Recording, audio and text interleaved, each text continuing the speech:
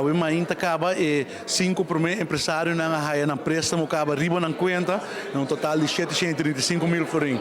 Então, sabe que daqui um dia importante para a agricultura na Aruba.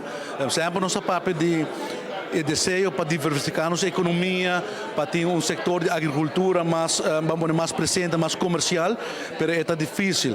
Então, diferentes reportes no ano passado sempre mostram-nos que você tem préstamo de financiamento adequado para porcentagem de interesse que é pagável, que é tailor-made para o agricultor. Empresário, uma pessoa que é empresário de agricultura, que tem um business model, que pode ganhar placa, que tem um bom produto, que não por aí préstamo, não interesse, reduzir sistema flexível que traz para não.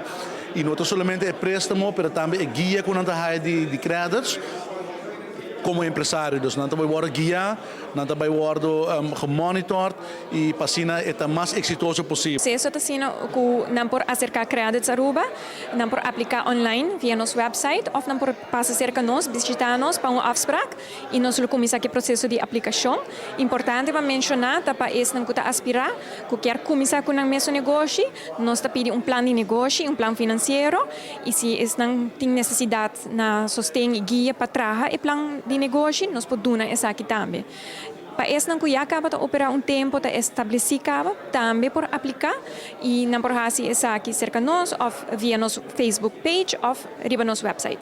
A intenção está para criar werkgelegenheid, mas também Aruba está importar anualmente meio bilhão florim, dus 500 milhões florim na verdura e há aqui 3% de tudo o que nós comemos como verdura está cultivar localmente.